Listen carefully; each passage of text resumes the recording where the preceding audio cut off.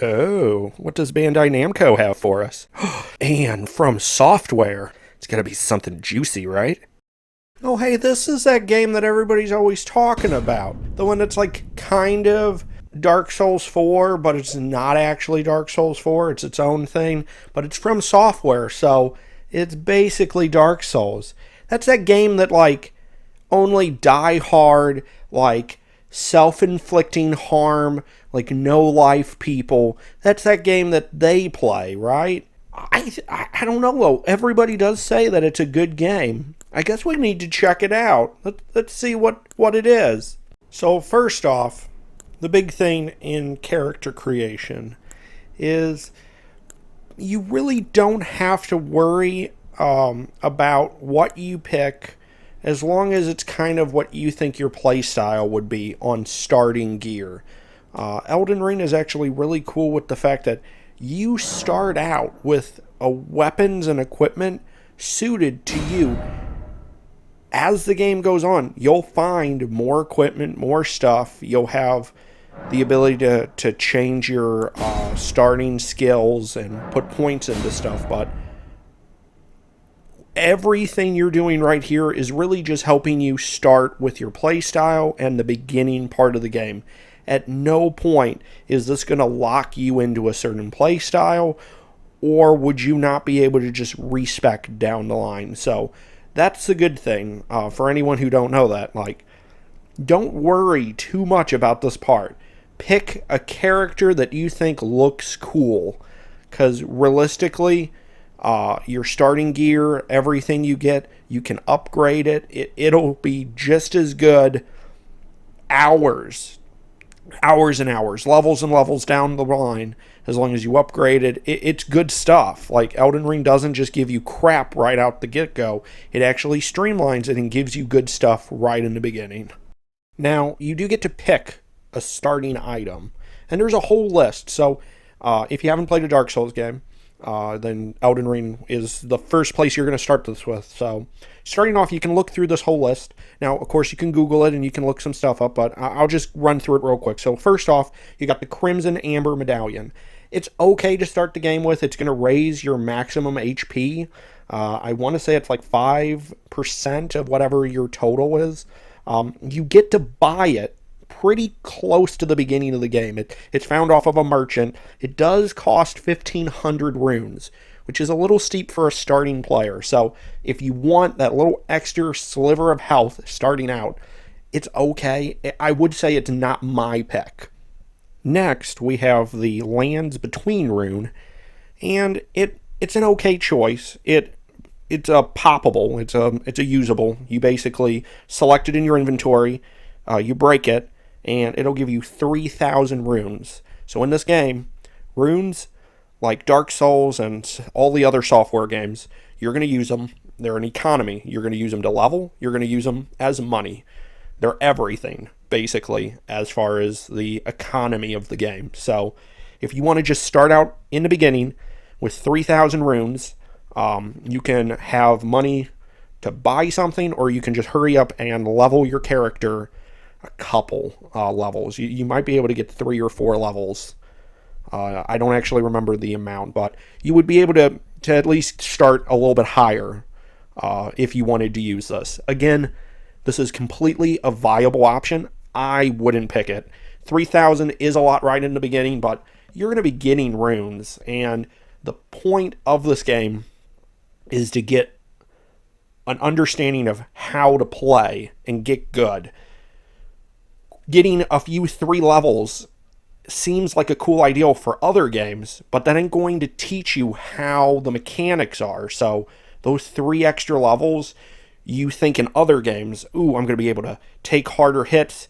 It's going to give me an advantage. But the problem with FromSoftware games that new players don't like is that doesn't stats do help. But if you don't understand the grasp of the controls, if you don't know what you're doing, then it's not actually going to make a difference. And I really think there's better items to start the game with, but that's just my opinion.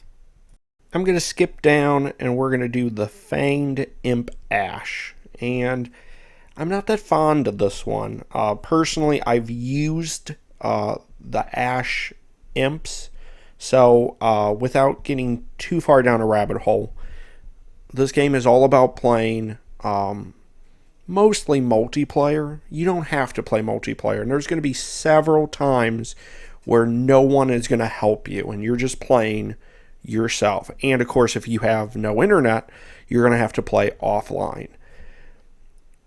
There are many areas on the map where there are bosses or ruins, and there's some other, and you'll see in the kind of bottom middle left of your screen, you'll get a little blue, kind of like a door icon.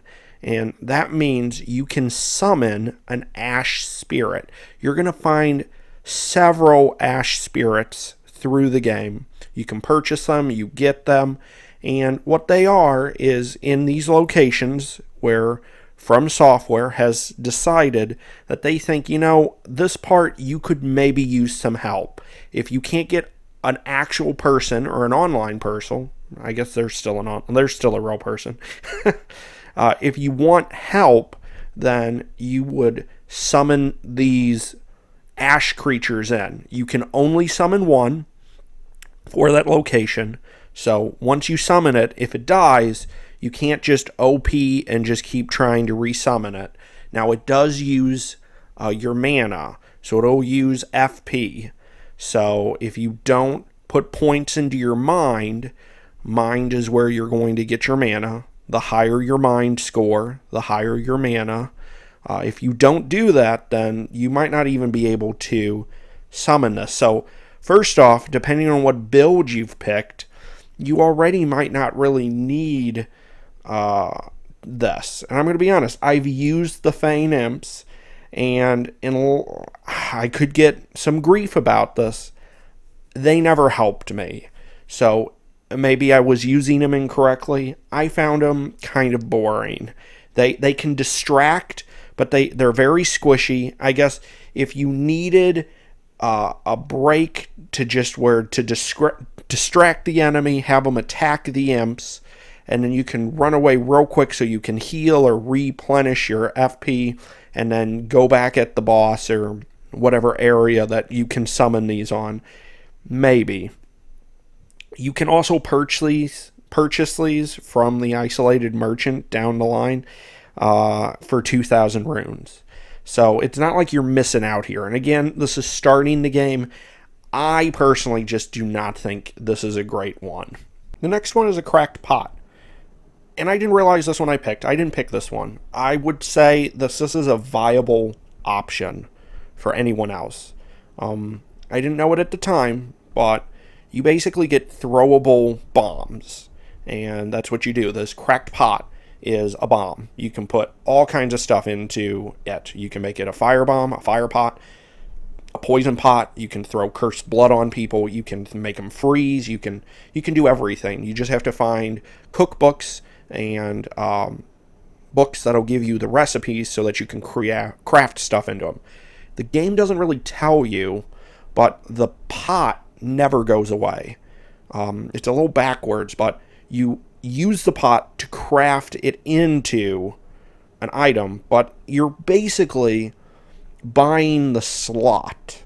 So if you buy or you get a cracked pot, you now have a maximum amount of throwable items, now 1. And if you get a second cracked pot, now you can make up to 2 and hold 2. Throwing it doesn't get rid of the pot, but it does get rid of the fire pot. So now, or the poison pot, or the freezing pot. So now you just have to gather up the ingredients you're missing. The pot is just used for how much you can max make. So the more pots you have, the more you can have.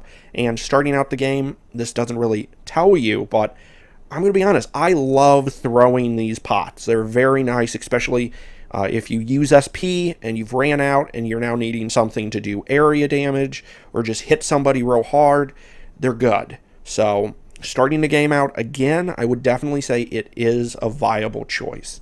You don't have to pick it. There are other things that you might think are better, but it's not bad. Then we come to a Swordstone Key. Also a very good first pick. Not needed necessarily, but definitely good. There's going to be dungeons and places you go in the world that are going to have a blocked fog door. They are basically a bonus area that should have an item. Sometimes they have enemies in them, but there's always an item in there or something for you to get. So the next one is the Bewitching Branch, and it is a consumable. It basically can brainwash an enemy and turn it into an ally, and then it'll fight the rest of the foes. You can't use this on bosses. There is a spot way later in the game where you can turn a person's summons against him, and there's videos in that. It definitely, it's an okay item. I definitely would say it's underused and underappreciated. Starting the game with one, it's not horrible, but it does have a long animation, and you have to be very close to an enemy when you use it to turn them. In many cases, it can punish you because you're going to get smacked if you don't time it correctly. It gives you a little advantage. I think it's a really bad first pick. Do it if you want. It definitely is. You can get them throughout the game. You can find them. You can buy them. They're a little expensive. I just don't see this being a very good first pick, my opinion. Then we got Boiled Prawn. It is definitely good later in the game. I hate to be a Debbie Downer. I just don't think this is a good first time use. Just like the Bewitching Branch, it's a one and then it's done. Now, it will give you a negation of 15% to physical damage taken for 60 seconds. And that's it. It's gone. This is great as a buff for later in the game, for PvP, or for a certain boss. If you got more of these, or hell, even one, and you're getting hit, and you're like, man, 15% damage reduction could maybe make the difference between me dying or me beating this guy. As a starter, I just don't think this is a waste of your spot. Later in the game, you're gonna get these. It's going to take a while. I'm sorry. I just don't think it's that good. That's my opinion. Then you got Shadberry's Woe. Don't know if that's how you say it. It's a co-op item. It's a talisman. It's used for co-op, and it's only for co-op. You can make yourself the focus point. So if you're wanting to be a tank, and you're wanting to be the guy that helps redirect and funnel everyone to you, you can take the heat off of your friends or your spellcaster, whoever's in your group. This will work for all of it. It just basically makes all of the enemies attack you. Now, of course, PvP, it doesn't do anything for that, but for all of the enemies in co-op, if you're wearing the talisman, it'll incline them to attack you. And that's about it. I think it's good for a specific build. If you're wanting to attract all the attention, and that's your class that you want to play as, or your type of class, then yes, this is good for you. It's an option. You do get it later. It's a little ways away from the beginning, but you do get this naturally in the game. Other than that, if it's not your playstyle, this is something, just avoid this. And lastly, the one that I skipped. This is the one that I personally pick. Now again, this is in no way you need to pick. And I think I gave you, I would hope, a good enough explanation, if you haven't looked up anything else, to maybe decide what of these items works best for you. The golden seeds, you find them throughout the game. They're very spaced out, but they're not super rare. But what you're going to do is you're going to find these little golden trees, and underneath them is an item. It's a golden seed. These golden seeds you're going to use at sites of grace. And so when you use it in the beginning, it's 1 for 1. So 1 golden seed will give you 1 extra flask. In this game, unless you have a medallion or something that's going to give you like a regen, nothing comes back. Nothing.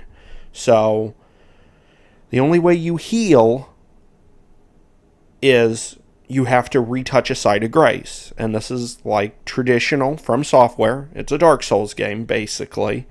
Once you touch the grace and you sit down, It'll replenish all your flasks. It'll re-heal you. But all enemies, minus field bosses and like special enemies that you only have to fight one time, all enemies come back. And it resets the map. So a golden seed is used to add extra charges to your flasks. Now, unlike Dark Souls games, I never played 3, so I don't actually know if it had a feature. But as far as I know, you could never distribute. You had to choose which flask you were going to use. In this, Elden Ring, you don't do that. In Elden Ring, you can change it. You can make all of your flasks for health, all of them for your mana, or your focus points, I should say, your FP. You can choose at any point, and if you don't like it, you can rechange it. So what I like about the Golden Seed right off the get-go is it's going to give you an extra flask starting off. And I think that is the biggest help for a new game. You're going to be low level. You're going to be trying to figure out how the controls are. And the game will punish you for not knowing the controls. So you're going to get hit because you're learning how to dodge and that. So, or you're using magic because you wanted to be a magic caster. You're going to run out of FP super quick because your mind is only going to be so high. So that means you're going to have a low FP count. So that means once you use all your mana, you have to have a mana flask or an FP flask, a focus point flask. If you don't have that, then it's gone. The only way you get your magic back is you have to reset at that Slice of Grace, and then all the enemies respawn.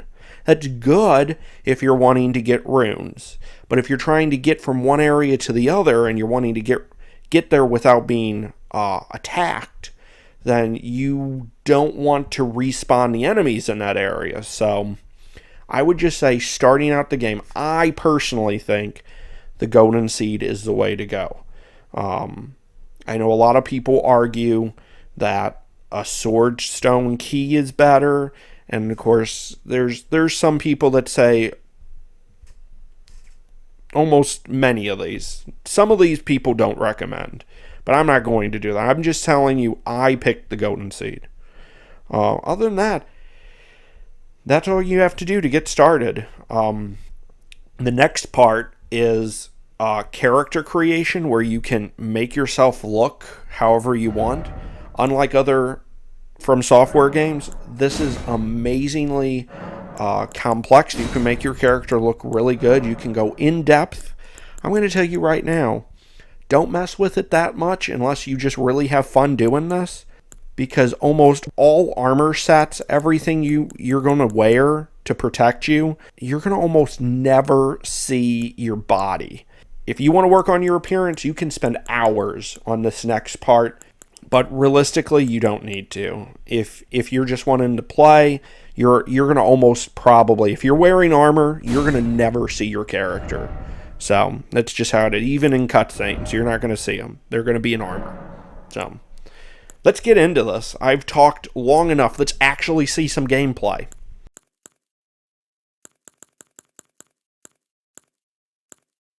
Well, I mean, not in this video, of course.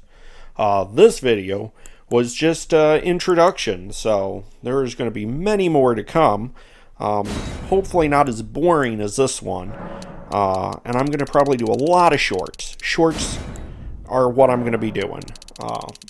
Because this isn't the kind of game that I need to do I'm not going to do a walkthrough or that. I'm just kind of sharing with you my experience, like I always try to do. And I just want you to know, thank you for joining my channel. Thank you for watching. Hopefully this helped you if you're a new player. I would love to have you hit that like button. If you haven't subscribed, subscribe, because guess what? If you're a new watcher, I am Big Spuds, and I have done some other videos. I would love for you to check those out. But I'm going to get into this game.